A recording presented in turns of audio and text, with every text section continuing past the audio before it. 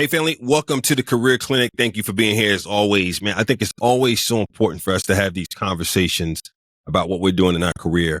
Faith obviously is at the forefront of everything we talk about, but then we also need to talk about some things we have to do to live on this good earth that the Lord has prepared and sustains for us.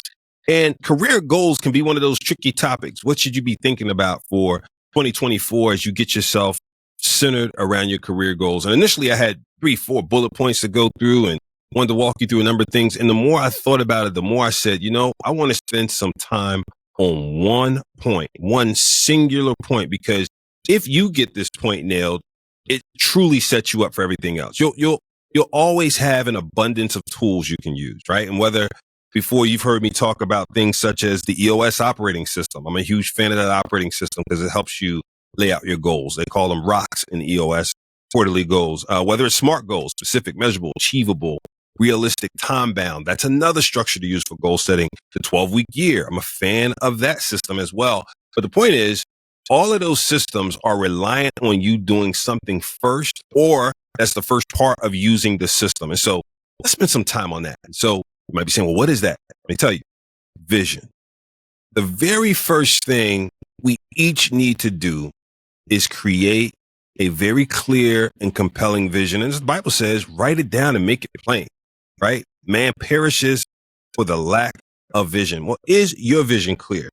When you think about your career, and by the way, I always say, don't think about just your career. Think about the holistic nature of your life and everything that centers around it. Your career, your family, your health, your nutrition goals, and so on and so forth.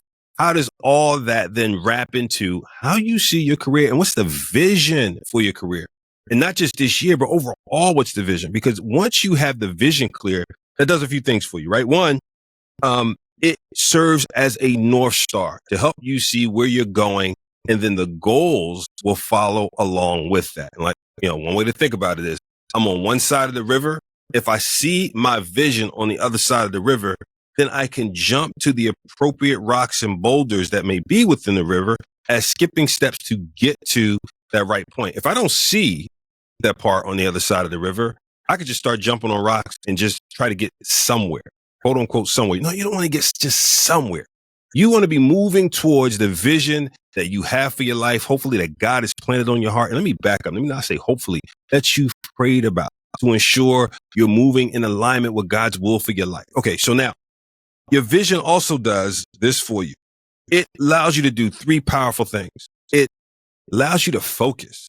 When you have a very clear vision of where you're going, you can focus. I mean, this is similar to taking a road trip anywhere. You know you want to go to great adventure. That's the vision for that day. And if you're heading down the turnpike, the New Jersey Turnpike for all of us on the East Coast, and you miss exit 7A, you know you are off vision. Okay? You keep going to exit 9, you have a problem. All right? That's what vision helps do for you. It helps set the navigation system and helps you focus. The second thing it does for you is put in place some filters. And filters are so important because they not only allow things to come in, they block things out. And blocking things out is a key part of getting to your vision. Establishing the ability to say no. And some of us struggle with saying no. I know I used to. I used to struggle with saying no to things. Heck, I even sometimes still struggle. I admitted that to my team during our planning process for 2024, right? I know many ideas, if not all ideas, can look like a good idea, but having filters to sift them through doesn't necessarily make them bad ideas. They're just not right for where we're going. They're not right for this vision. And so that's a big distinguishment you can make. Doesn't mean it's bad. It's just not aligned with where you're going. So filters. The third thing vision does, and I love this one, is it helps you with sustainability. And by sustainability, meaning you're going to have high points and low points. You're going to have times you feel great. You're moving, you're running, you're jumping. It's exciting. You're hitting singles at bat. You even get some doubles, triples every now and then. And then you're going to have a low points. Well, it feels like you can't put nothing on the board. You are striking out. You are fumbling the ball. You are shooting shots that are not even hitting the backboard, and it feels bad. When you have a compelling vision that you understand that, again, is imprinted on your heart, that sustains you during those times. You could turn and look at it and go, let me get back up. Let me get back in the game. Let me pick the bat back up. Let me pick the football back up. Let me pick the basketball back up and start getting my rhythm back. And so vision is super and compelling. So my encouragement to you and my assignment for you as you ready yourself for a powerful, successful 2024 is get to work on writing down the vision.